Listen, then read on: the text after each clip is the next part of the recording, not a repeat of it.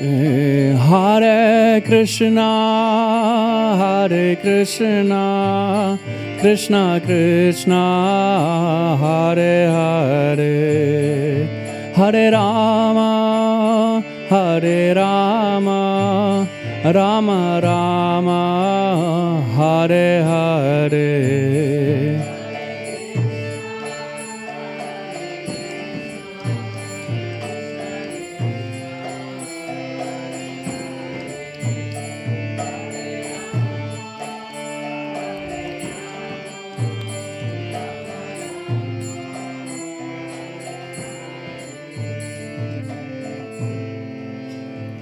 Shri Radha Madhava ki.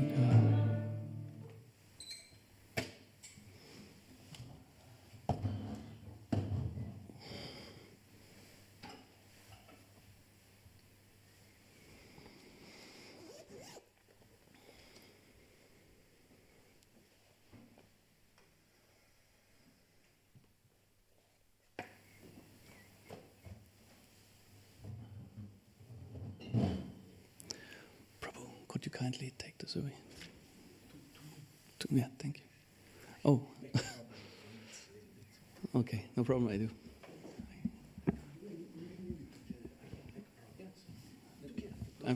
Nein, danke. Sorry. Jai Jagannath Baladev Subhacha Devi ki jai, Shishi Gaunitai ki jai.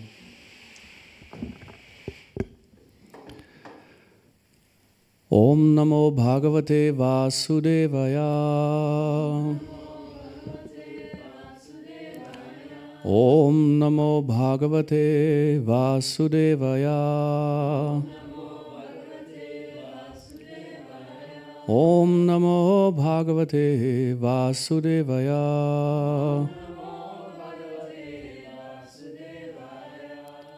Narayanam Namaskritya Naram Chaiva Narottamam Devim Saraswatim Vyasam Tato Jayam Mudhirayet Nastapareshwa Bhatrishu Nityam Bhagavata Sevaya Bhagavati Uttama Shloke Bhaktir Bhavati Naishtiki. So we read today from Canto 5, Chapter 12, Text 7,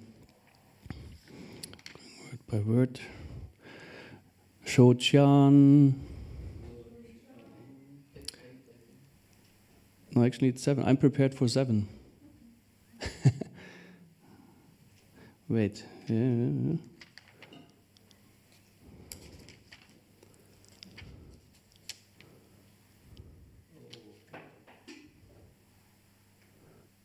Yes, verse 7 would be actually on the list.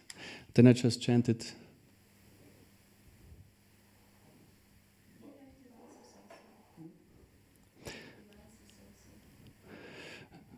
Sochan imam stvam adikashtadinan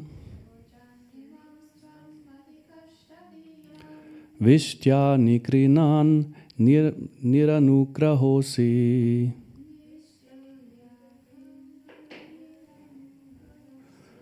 Vishtya nikrinan niranugrahosi Janasya goptasmi vikatamano Janasya goptasmi vikatamano Na shobhase vridha sabha sutrishta Na shobhase vridha sabha sutrishta Shochan imam stvam adikashtadinan Vishtya nikrinan niranugrahosi Janasya goptasmi vikatamano Na sobhase vrita sabha sutrishta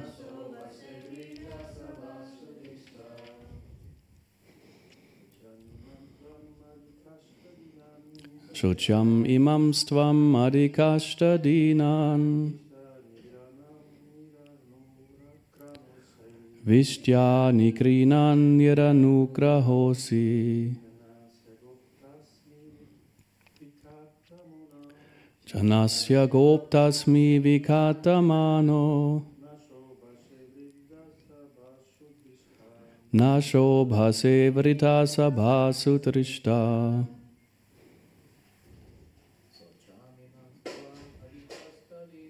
Shochan imam stvam adikashtadinan.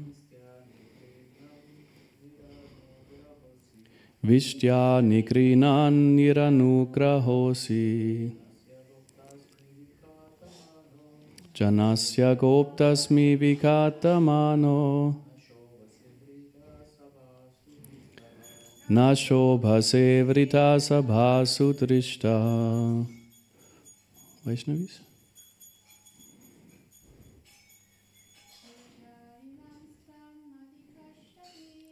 Shochan imam stvam adikashtadinan.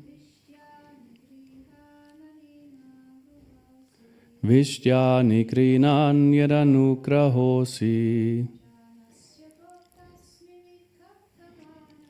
Janasya goptasmi vikatamano. Nashobhase vrita sabha sutrishta. Shochan, lamentable. Iman, all these. Tvam, you.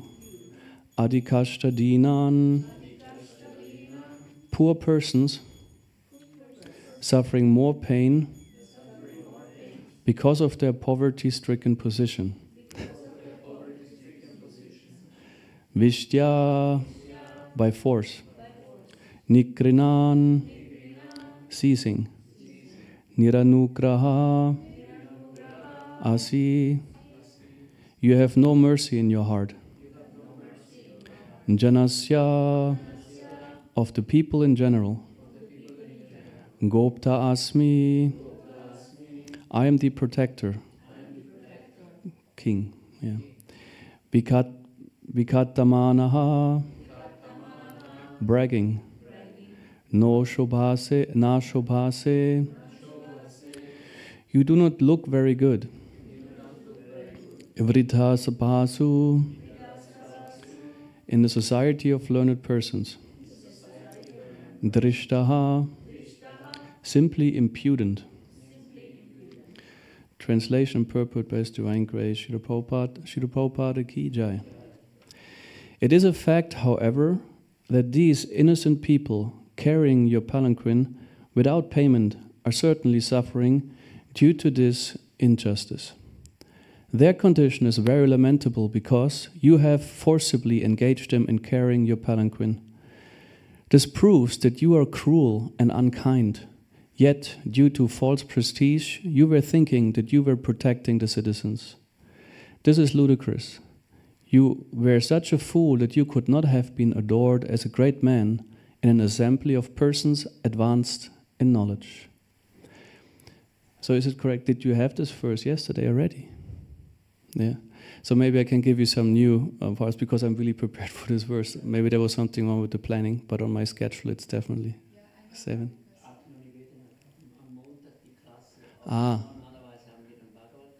Prabhupada, and that therefore it switched, and I wasn't informed. I'm sorry. So hopefully I can give you some different perspectives on it. Okay. So Krishna's arrangement, huh? As usual. Okay, purport by Srila Srila Prabhupada. King Rahugana was proud of being king, and he felt he had the right to control the citizens as he liked. But actually, he was engaging men in carrying his palanquin without payment, and therefore he was causing them trouble without reason. Nonetheless, the king was thinking that he was the protector of the citizens. Actually, the king should be the representative of the Supreme Personality of Godhead. For this reason, he is called Naradevata, the Lord among human beings. However, when a king thinks that because he is the head of the state, he can utilize the citizens for his sense gratification, he is in error. Such an attitude is not appreciated by learned scholars. According to the Vedic principles, the king should be advised by learned sages, brahmanas, and scholars, who advise him according to the injunctions given in the Dharma Shastra. The duty of the king is to follow these instructions. Learned circles do not appreciate the king's utilizing public endeavor for his own benefit. His duty is to give protection to the citizens instead. The king should not become such a rogue that he exploits the citizens for his own benefit. It is stated in Srimad Bhagavatam that in Kali Yuga, the heads of government will be plunderers and thieves. These thieves and plunderers take the money and property of the public by force or connivance. I never heard this word, connivance. Therefore it is said in Srimad Bhagavatam, Rajanyaya Nikranir Dasyu Dharmapi. As Kali Yuga advances, we can see that these characteristics are already visible. We can certainly imagine how deteriorated human civilization will be by the end of Kali Yuga. Indeed, there will no longer be a sane man capable of understanding God and our relationship to Him. In other words, human beings will be just like animals. At that time, in order to reform human society, Lord Krishna will come in the form of the Kalki avatar. His business will be to kill all the atheists, because ultimately the real protector is Vishnu or Krishna. The Lord incarnates and sets things in order when things are mismanaged by so-called kings and heads of government. As Krishna says in Bhagavad Gita, Yada yada hi dharmasya glanir bhavati bharata. Of course, this takes many years, but the principle is there. When the king or governmental head does not follow the proper principles, nature deals out the punishments in the forms of war, famine, and so forth. And therefore, if the governmental head is not aware of life's goal, he should not take charge of ruling the people. Actually, the supreme proprietor of everything is Lord Vishnu. He is the maintainer of everyone. The king, the father, and the guardian are simply representatives of Lord Vishnu, empowered by him to look after the management and maintain things. It is therefore the duty of the head of the state to maintain the general populace in such a way that people will ultimately know the goal of life. Nate vidhu svadata gatim hi Vishnum. Unfortunately, the foolish governmental head and the general populace do not know that the ultimate goal of life is to understand and approach Lord Vishnu.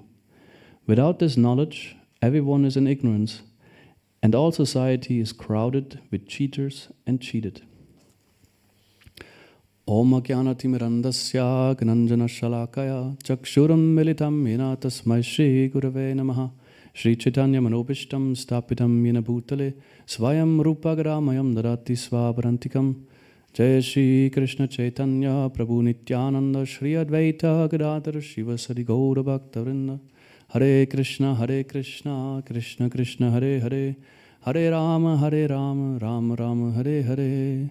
Vagishayasya Varane, Lakshmiryasya Chavakshasi, Yasya De Hridaye Samvit, Tam Narasimham Aham Vaje, Pralada Hridayaladam, Bhakta Vitya Vitaram, Sharatindurujim Vande Parindravandanam Harim.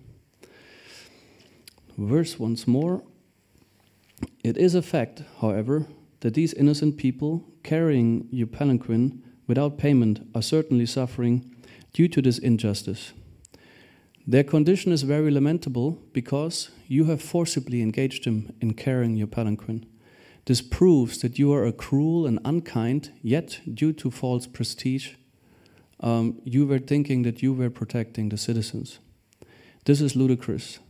You were such a fool that you could not have been adored as a great man in an assembly of persons advanced in knowledge.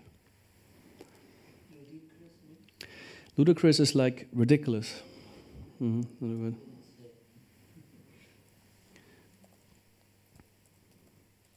the meaning of that connivance. You found the meaning of? That word that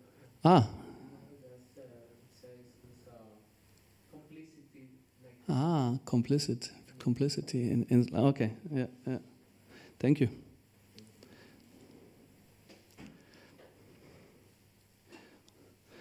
Okay, I would like to go back shortly to chapter 10 and make a short recap what was happening, because chapter 10 is still a bit in the past, I think.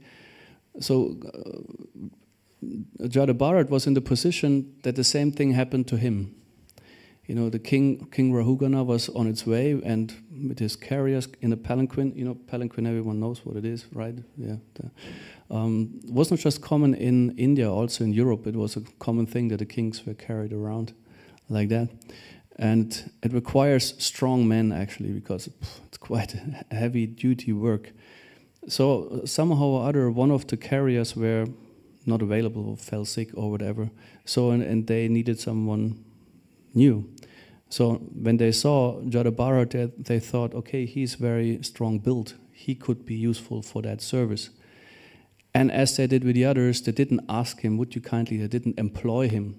They just forced him to carry the palanquin. It was the same, it's kind of practically slavery. The king said, okay, I own you, you're my citizen, you have to serve me. So, but due to his attitude of non-violence, Jada Bharat always waited that the ants that were passing in front of his feet, pass by. So he always disrupted practically the flow of carrying the palanquin. And first the king responded sarcastically, making just remark, okay, kind of, to try to get him to be in tune with the others. But then Jada Bharat just continued the way he carried it. And then the king got very angry. And he threw insults at him and was very rude. And that was when Jada Bharat actually decided to speak, before he acted like being dumb, like a crazy person, also not speaking to anyone. So, but there he revealed himself, because it's the habit of self-realized people to not advertise their self-realization. They do not go and say, oh, I'm very enlightened, please become my disciple. And they rather avoid such things. So they even disguise, often as foolish people, but it doesn't mean that every foolish person is a self-realized. So you can be sure of that too. They disguise like this. So then the king had a great advantage. He somehow or other had a disposition for hearing transcendental knowledge. He could appreciate philosophy and wisdom. So therefore, when Jada Bharat started to speak, the king was receptive. So that was a big difference to this king and others, which are very intoxicated by their precision and pride, as he's criticized here. Like, for example, King Vena in the 4th canto, we heard about that. He had no disposition whatsoever for transcendental knowledge, wisdom. He therefore could not resonate what anyone would have told him, Brahmins, sages. He would rather kill them, So this king was actually, Rahugana was fortunate.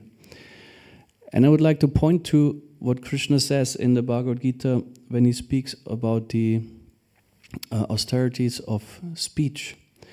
Because Jada Bharat was practicing this kind of, austerity by not speaking unnecessarily. Just when the situation was right, he pointed. And in 1715, it is said, Anudvega karam vrakyam satyam priya hitam chayat svadhyaya pyasanam chaiva vanmayam tapa uchyate. And it says, austerity of speech consists in speaking words that are truthful, pleasing, beneficial, and not agitating to others, and also and regularly reciting Vedic literature. So here what's happening is, this verse is very clearly showing that Jada Bharat criticizes King Rahugana very to the point. He really cuts to the root of his false ego. So he's not sugarcoating anything. He's clearly showing a mirror to the king. And this is also what Prabhupada says in the purport, that what Brahmins are supposed to do. According to Vedic principles, the king should be advised by learned sages, brahmanas and scholars who advise him according to the injunctions given in the Dharma Shastra. So, and Jada Bharat was doing that. In some cultures, there is the fool. The king had a fool in his assembly, and this fool had a privilege. He was more or less the only one who could just insult the king, make jokes, and tell him stuff no one else could really do. Because he was also the fool, or they're called fools simply, right? With the funny costume, joker, yeah.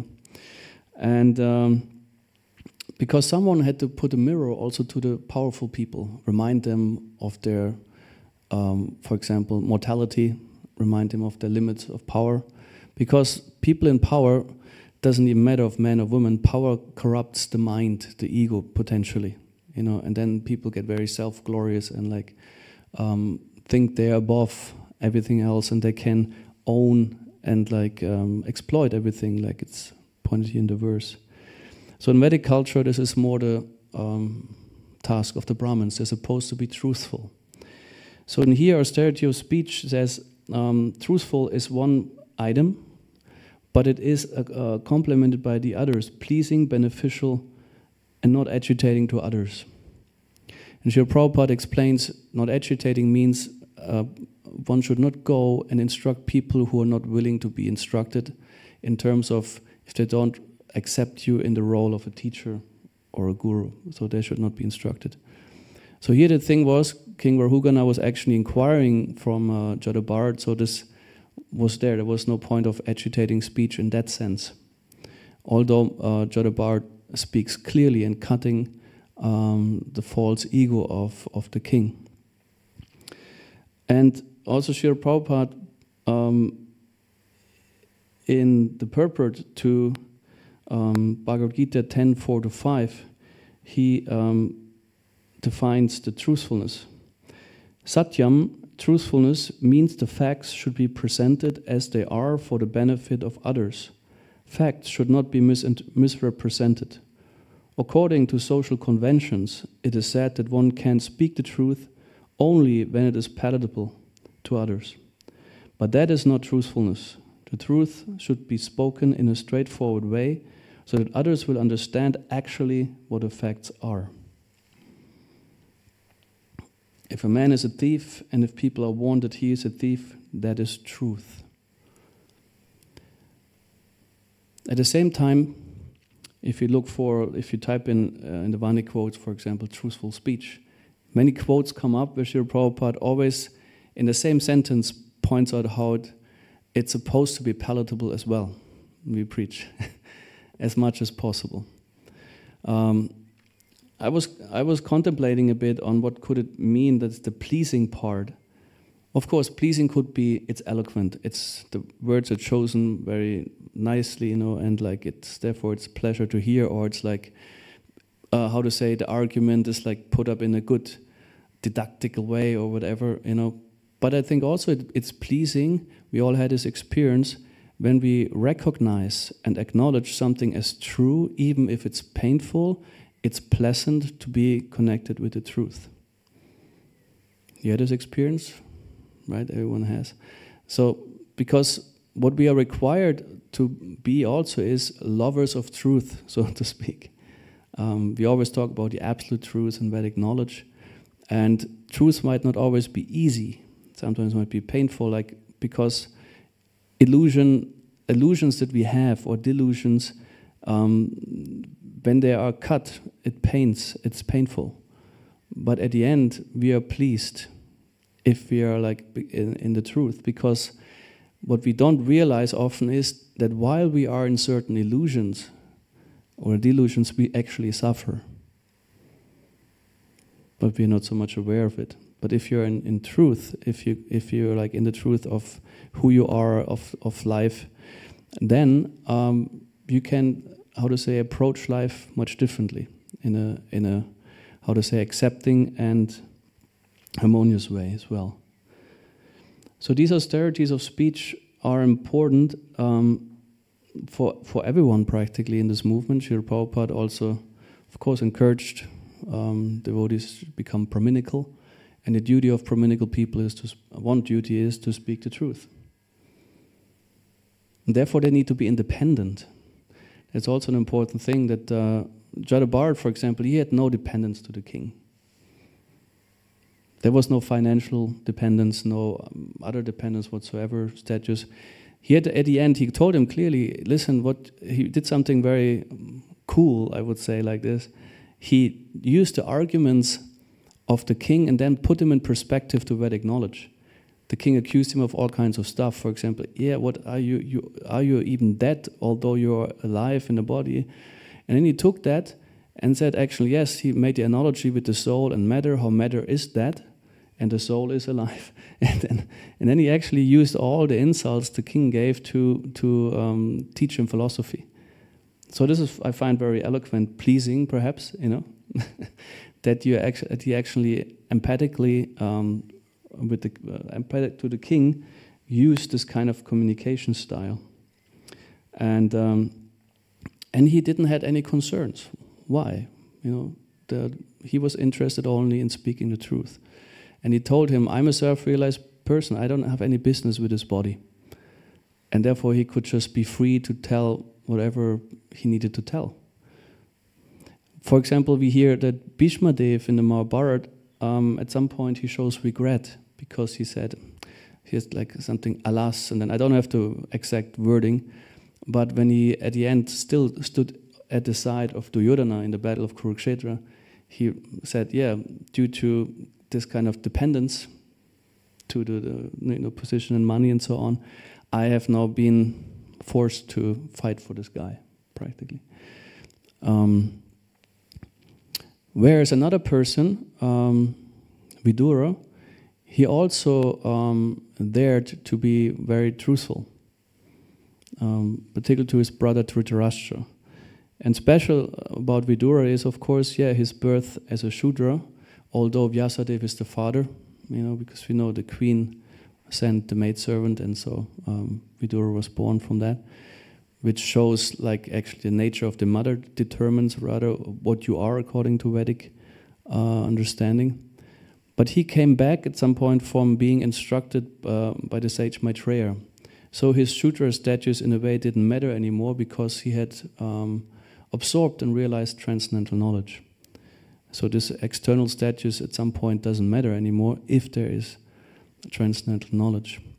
And I would like to read you what he said to his brother Dhritarashtra after the battle of Kurukshetra. He was still living with the Pandavas, and here it's in the first canto, in chapter 13. Dhritarashtra retires, and Vidura says to him, "My dear king, please get out of here immediately. Do not delay. Just see how fear has overtaken you. This frightful situation cannot be remedied by any person in this material world. My lord, it is the Supreme Personality of Godhead, as eternal time, that has approached us all. Whoever is under the influence of Supreme Kala, eternal time, must surrender his most dear life, and what to speak of other things, such as wealth, honor, children, land, and home. Your father, brother, well-wishers, and sons are all dead and passed away.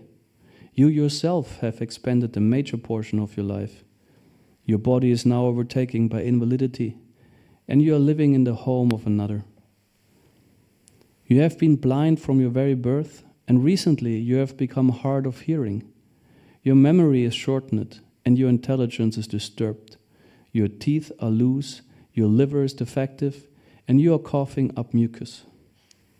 Alas, how powerful are the hopes of a living being to continue his life. Verily, you are living just like a household dog and are eating remnants of food given by Bhima." So now it gets a bit more cutting to him. "There is no need to live a degraded life and subsist on the charity of those whom you tried to kill by arson and poisoning. You also insulted their married wife and usurped their kingdom and wealth. Despite your unwillingness to die and your desire to live even at the cost of honor and prestige, your miserly body will certainly dwindle and deteriorate like an old garment. He is called undisturbed who goes to an unknown remote place and, freed from all obligations, quits his material body when it has become useless."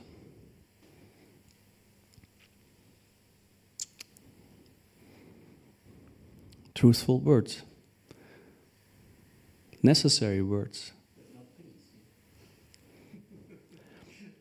We can see from the from the reaction, Dhritarashtra actually resonated with it. That's an interesting thing. That's what I meant before. Yes, they might appear sharp, and what our understanding of pleasing is might be different. If the words reach our hearts and minds and we resonate with it, then it's effective. Therefore, it's important, of course, where is the person coming from? Vidura, for example, was also moved by compassion for his older brother. So he came from that attitude. And we can feel that. We can feel if someone tells us something out of a good motivation or out of a rather bad motivation. So the words themselves are not necessarily the main criteria. What words am I using? But rather what mentality or mood or attitude is behind that. Why do I say that? Why do I speak the truth? Therefore, it's non-agitating means I consider also, is this person ready or willing, or is it now a proper time? Because one thing is the beneficial part, hitam. We also consider how necessary is it to say certain things at certain times. And Dhritarashtra was at the point where it was very necessary to tell him that, because otherwise he would just have degraded himself, as Vidura pointed out. He said, you live like a dog in a household of Bhima. And your miserly body, he called it, will dwindle away anyway. So you think, you clinch to an idea, to the illusion that you can still maintain yourself, though the signs are so obvious, time has already almost finished you up. And then it's like a wake-up slap, but an important slap. I think Dhritarashtra at the end was grateful that he was slapped like this, because at the end he went with Vidura, they went to a secluded place. And as we know, Dhritarashtra then recalled also his mystic yogi abilities, and by this mystic process, which is very interesting, he set his own body on fire ultimately and passed away. That's what some mystic yogis can do. So that is very important, that truth is spoken for the benefit of others. That's what Prabhupada also says in the purport to chapter 10, verse 4 to 5.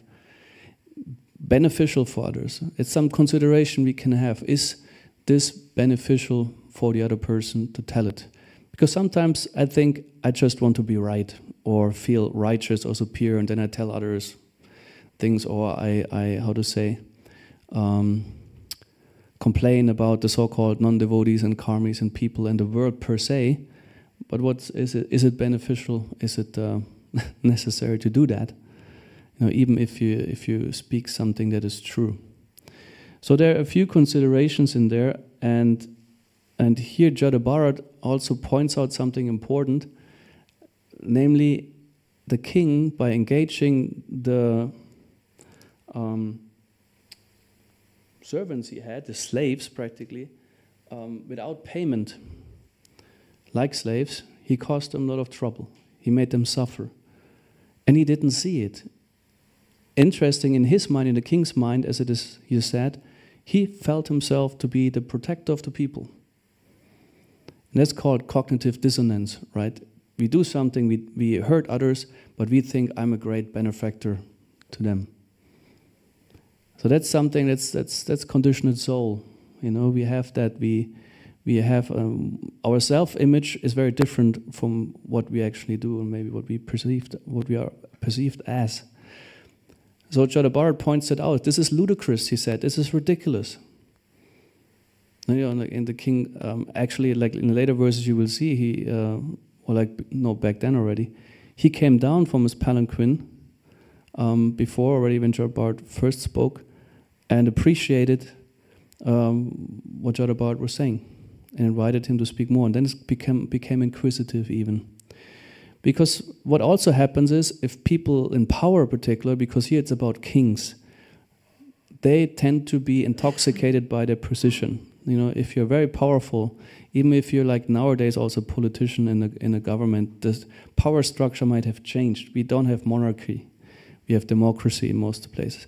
And if it would be another system, doesn't matter. The point is, if people are in power, even if on a big company or whatever, the thing is, at some point there's pride sneaking in, and the more pride and power intoxicate the mind, the less truthfulness, the less compassion that is there. Because there's a sense of superiority, and I can, people are used as like property, as the king is doing here. He used his citizens as property. You serve me, I'm the king. And Jadabar told him, you're dust, or the verse came already, I think. He would remind me on the Bible, as in like in a few verses, practically from dust, from earth you came, and to earth you shall return. So don't be artificially puffed up about because you have now this type of sandcastle or like body and others have another. You are the same. So this is actually also a sense of equality, to think statues is an idea only, an illusion practically. Physically, like the physical reality is the same for all of us.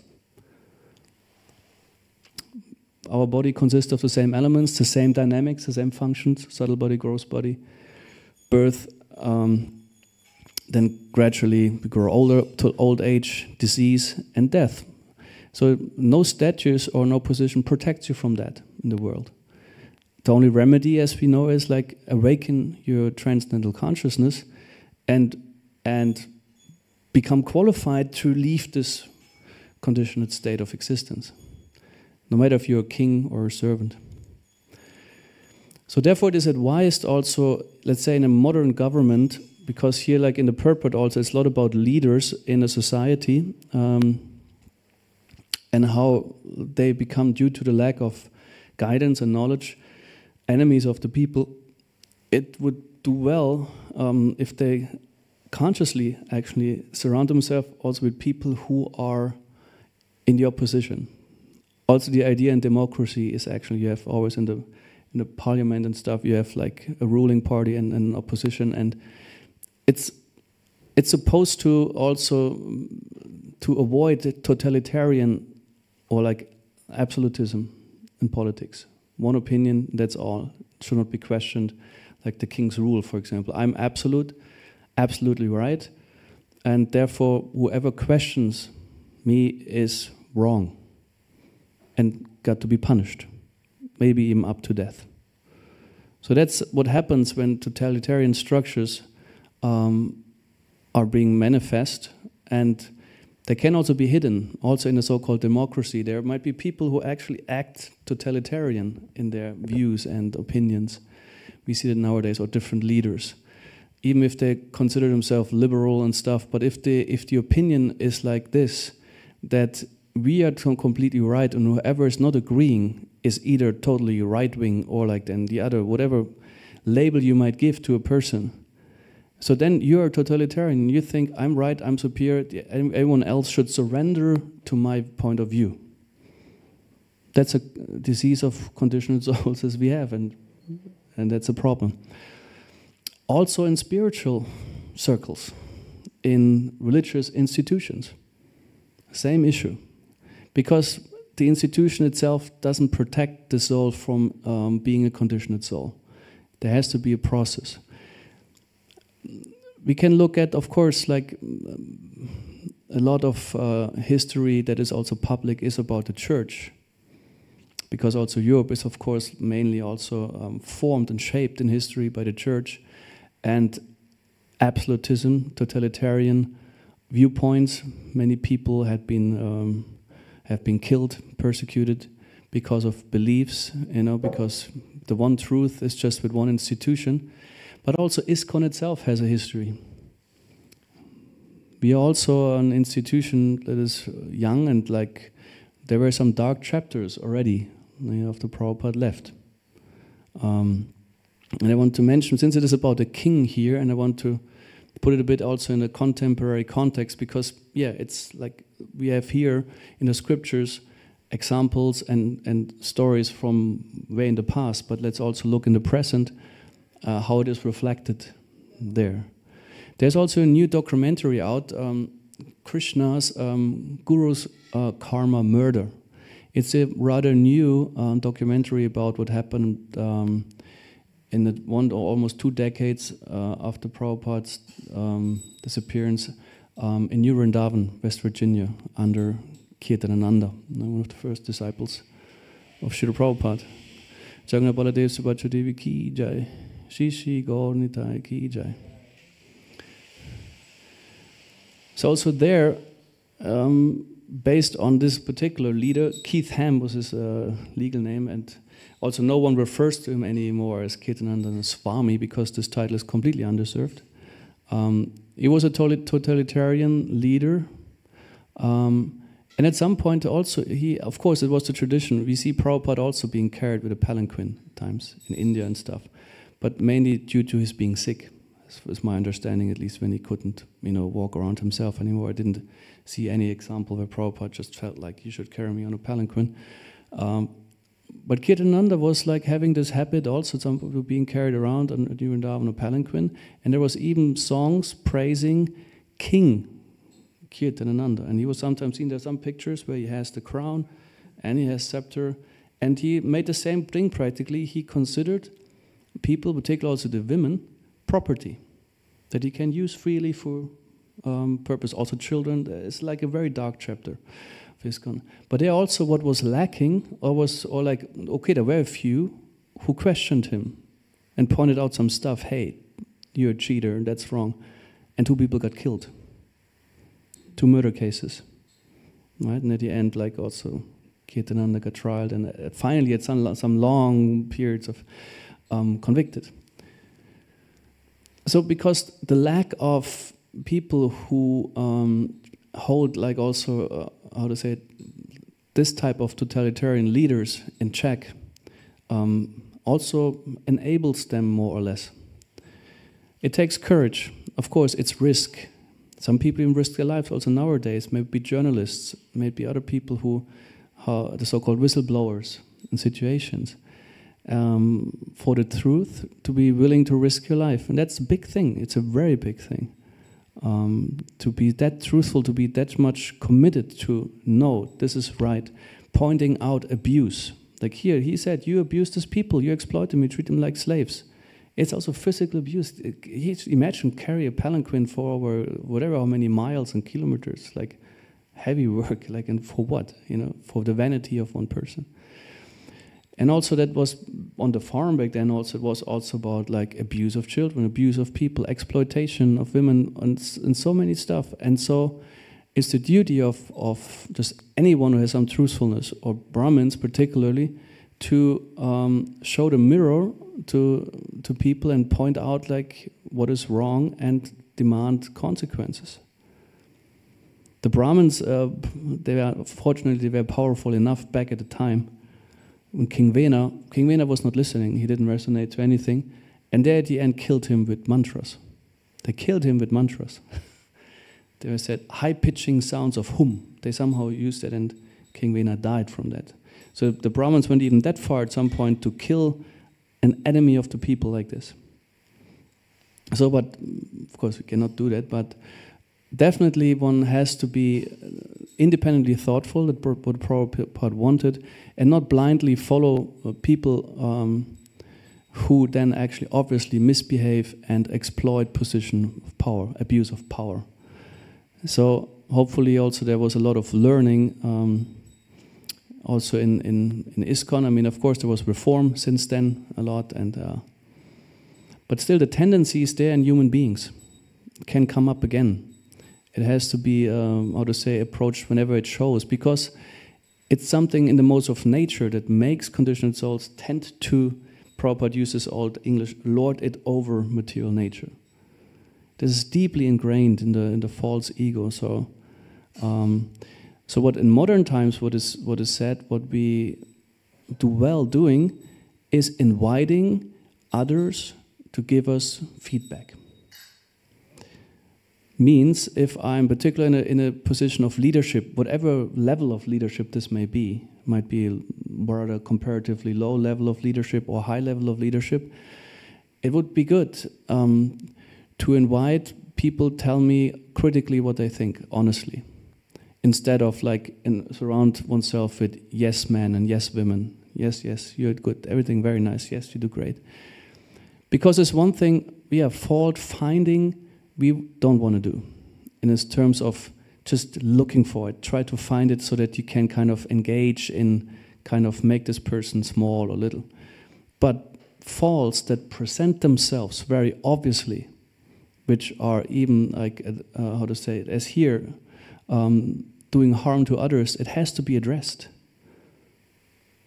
It cannot be out of some, I would call it misguided sense of etiquette or, even spiritual understanding that, no, it's all good. Or like there was a lot of verse twisting also in the movement. Always, when a great sannyasi or leader was accused of, for example, child abuse and whatever, and it came out, it was always tried to be justified with verses like they say, okay, accidental fall down and the person should still be considered saintly, etc., etc. It was not even looked at anymore objectively. And that's important. We have to look objectively at things and consider all parts, not just one side or the other. And so this is also part of my understanding of truthfulness. And I think this verse, or like the whole story of Jada Bharat, encourages that. But what makes Jada Bharat powerful, he himself was very careful to attain and maintain his position as a self-realized soul. So in the first place, he worked on himself. And he had the blessing, just imagine that he could remember previous lives. I mean, usually the thing is, of course, we forget the previous lives because we'll be very irritated. Let's say you're like him. He's in the body of a deer, remembers his life as a human being, or then like later becomes a human being and remembers the life of a deer. Usually this is like very irritating for the mind. Identity crisis big time. Unless you have like the really transcendental perspective that you can recall it maybe as like dresses you had on and then took off again. So he could really see, that what association can do, and he maintained carefully his position as being a self-realized soul, because from there it is very powerful to influence others. When we ourselves just, of course, come from our conditioning, then it's less powerful. So ideally, I think I personally try to attain a more sattvic level and hopefully more transcendental at some point. But this goes first. Be oneself, a lover of truth, try to be truthful. And then also it's more powerful if we become, out of situations, circumstances, a mirror to others. I think usually at 8:30 you stop latest, right? Then we put some questions. Mm-hmm. I don't know, with the microphones, are there questions? So shall we have them with the microphone?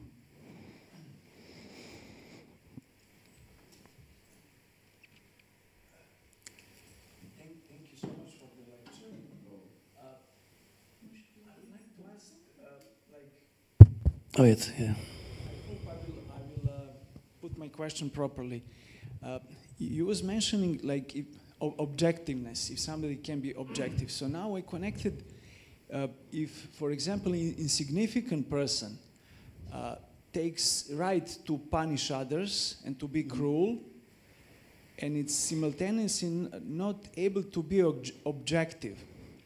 And if we have connection with such a person, give us a sense of powerless to do anything, although we are harmed. And I mean, to be mirror, it's almost impossible because lack of objectiveness. Mm-hmm. And what I saw, like,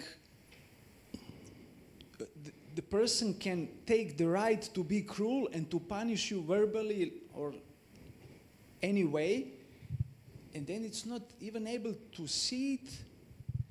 What is your observation about that situation? We are powerless and we cannot do anything. We are harmed because there is no space that a person likes to see himself or herself objective. Yeah. Can you tell something like just to tolerate or to be condemned eternally on that situation, that relationship? So when I understood you right, I hope I do. We mentioned also King Vena compared to King Rahugana, because King Rahugana had the disposition, the fortune to be inclined to wisdom, transcendental knowledge, so therefore he could resonate with what Chadabharat said, whereas King Vena had no ability to resonate with the truth and wisdom. And I think you talk about people who have that, let's say, here in the word by words, it's stuck with me, he says, Niranugrahaha asi, you have no mercy in your heart. So I guess we meet people like that sometimes. And yes, if there's no ability to be empathetic or empathic with others, compassionate, that becomes very difficult. Nowadays we hear a lot the word narcissistic, also narcissistic leaders. One characteristic of that is that people who are truly narcissistic, they have no ability to have empathy for others. It's just not there. It's just they see themselves in a great sense of self-importance and very easily offended, very easily humiliated, because little things, because their own sense of greatness. And there, if there's no capacity, as you as an individual, I cannot somehow, there's no way to talk to this person, to this man or woman, whatever it is. At some point, it's about gathering maybe others.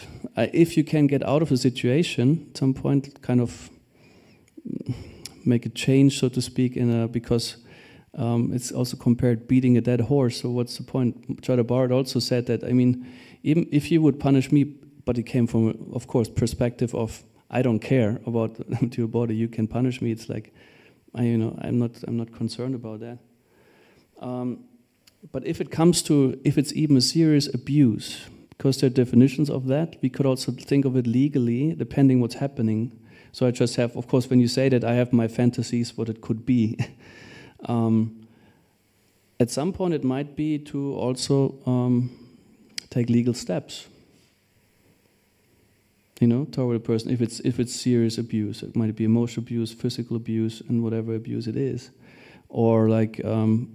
If this person is in a position of power to activate whatever, structures are there, but usually there's a board, if you talk about institution, and make complaints, to face the situation, like to not be a victim of the situation, but to also grant yourself the right to defend yourself against abuse.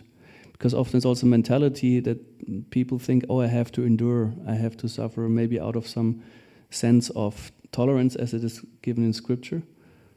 So it could also be. But it's important to remember that also tapasya or renunciation of body and mind can be in the mode of ignorance. That's sometimes easily overlooked. That if the body unnecessarily suffers, the mind suffers, etc., it's said in the 18th chapter, it's in a mode of ignorance. So there's not this type of tapasya where you simply suffer. It's not good for the spiritual development.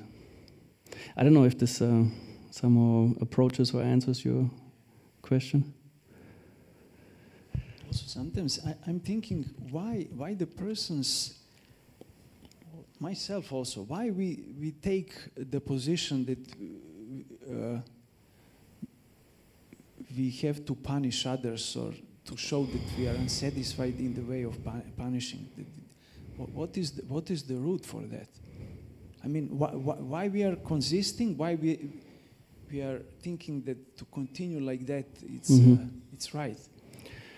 If you take this verse, for example, Chadabharat points out pride as a cause for the kings mistreating his citizens. Because you think you're superior, you think you own them, and the sense of entitlement, I'm superior, not just, I'm better than you, no, superior in the sense, by nature, I'm above you, and you're supposed to be my servant. This idea, like this again, the narcissism, is a vulnerable thing. If someone objects that, this is like very hurtful for the narcissistic mind. Because what? How can you dare, like, you know, this goes really, because behind it often is also a lot of insecurity. And then there's hatred and anger, because this person, they actually feel, this person hurt me so much, I have to punish him for not recognizing me as king, God, and whatever. So this comes a lot from pride. If we're very proud people, we are vulnerable to being, in German you say, gekränkt, that we are very easily insulted and humiliated. And then we tend to directly or indirectly try to punish others for hurting our ego. Also in relationships often it is, like people hate each other or start hating and even doing harmful things to each other because the ego is hurt, the pride is hurt. So I don't know if this... Mm-hmm. Thank you so much for... Maybe can someone get... Mm-hmm. Sorry. Thank you. On that note, I think that also is due to traumas that people have in the past, and they couldn't manage. They didn't have enough coping skills to overcome these traumas. They didn't seek help to overcome these traumas, and one of the, you can say, escaping tools that they have is to repeat the story with innocent people, with people that have absolutely nothing to do with them, you know. I personally have that experience with myself, with my children, and yeah, they were experiencing some kind of abuse from when they were in Gurukul. So, and the person who was a perpetrator, they found out that they have traumas decades before, and they didn't have enough courage to confront these traumas, to seek a professional advice or some kind of help. And the only thing that they do is probably you can say the easy solution is to repeat the story with other people, and in that way they have some kind of sense of relief for doing that, not knowing that the only thing that they are doing is increasing the karma. And this is become like a snowball.